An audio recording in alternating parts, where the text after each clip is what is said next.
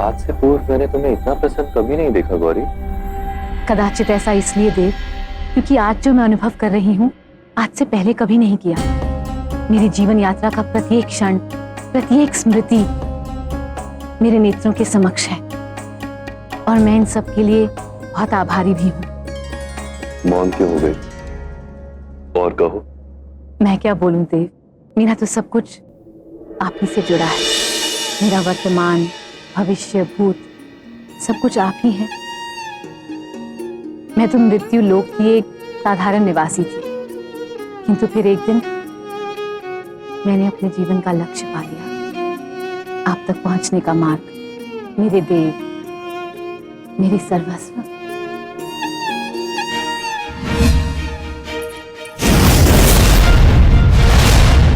शिव। और तुम्हारी उस यात्रा से वैरागी शिव ने अपनी शक्ति को प्राप्त किया और इस कैलाश ने कैलाश स्वामिनी को। मुझे आज भी स्मरण है वो दिन जब मैंने पहली बार कैलाश पर अपना चरण रखा।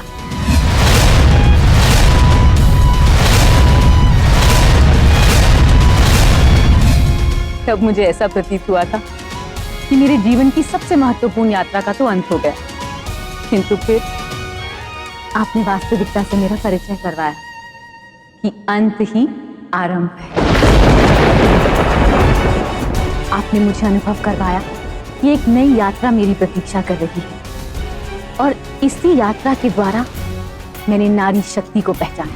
नारी यदि शंका त्याग दे तो स्वयं शंकर बन जाती है। आपके सहयोग से ही मैं अपनी शक्तियों को जान पाई, महाकाली का स्वरूप धारण कर पाई। इस अनुभूति और उस स्वरूप के लिए मैं किस प्रकार आपका धन्यवाद करूंगी देव। ये तुमसे किसने कहा कि ये सब मैंने तुम्हारे लिए किया? ये सब मैंने स्वयं अपने लिए किया, क्योंकि तुम हो तो मैं हूं गौरी। तुम हो तो ये समस्त सृष्टि है। किंतु मेरे लिए तो सब कुछ आप ही हैं देव। आपने मुझे देवी बनाया, महाकाली बनाया और वो सुख प्रदान किया जिसकी कामना प्रत्येक नारी करती है, मातृत्व सुख।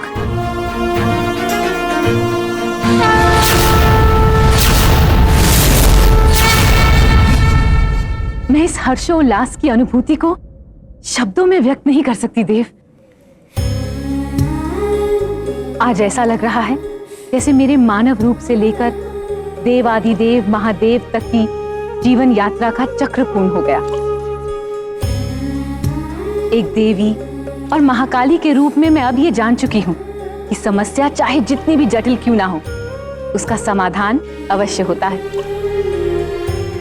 और इसलिए आज मैं ऐसी स्थिति में आ गई हूं कि सुख और संपूर्णता का अनुभव कर पा रही हूं। मैं अत्यंत प्रसन्न हूं ये जानकर कि जीवन के प्रत्येक उतार और चढ़ाव में आप मेरे साथ होंगे सदैव, जैसे हर बार हुए हैं। और अब जब गणेश और कार्तिकेय के विवाह भी निर्धारित हो चुके हैं, तो एक माता के रूप में मैं अत्यंत संतुष्ट हूं।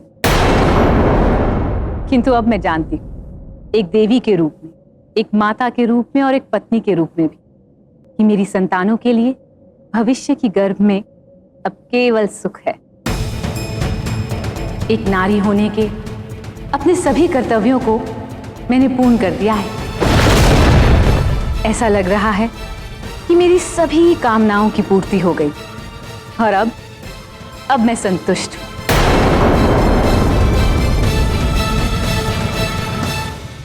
अनभिज्ञता में ये तुमने क्या कह दिया गौरी? महाकाली की समस्त कामनाओं का अंत सृष्टि के लिए एक नया आरंभ है, क्योंकि अब जब तुम्हारी कोई इच्छा ही नहीं है तो कोई इच्छाएं ही नहीं रहेंगी। सृष्टि में कोई नई रचना नहीं होगी।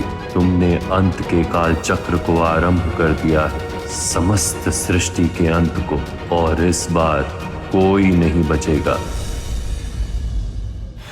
अब महाकाली की अंतिम यात्रा का आरंभ होगा, जिसका आरंभ अंत से जुड़ा है।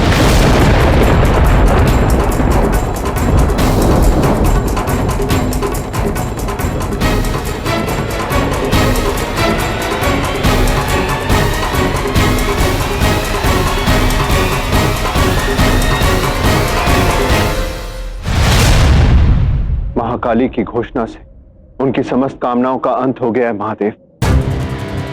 एक नए आरंभ की उत्पत्ति होगी, एक अंत का आरंभ होगा। प्रकृति नष्ट होने लगी है महादेव, और सहदेव की ही भांति मृत्यु लोक इस विनाश का साक्षी सबसे पहले बनेगा।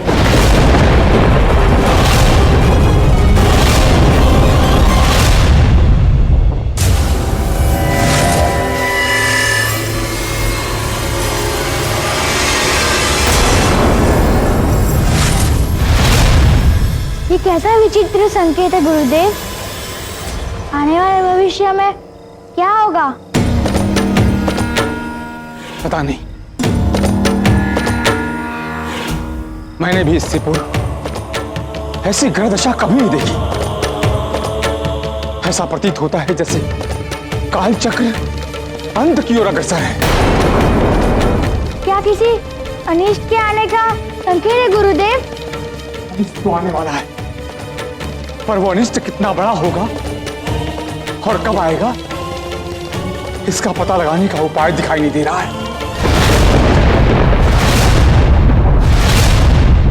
धीरे धीरे हम लोग महाप्रलय की ओर अग्रसर हो रहे हैं। अभी मृत्यु लोक, उसके पश्चात पाताल लोक और फिर देवलोक, और इस तरह समस्त सृष्टि। क्या अब भी इस विपत्ति का भार आप सहन करना चाहते हैं? महाकाली काल से परे, वही हमें यहां तक लाई और आगे का मार्ग भी वही प्रशस्त करेगी।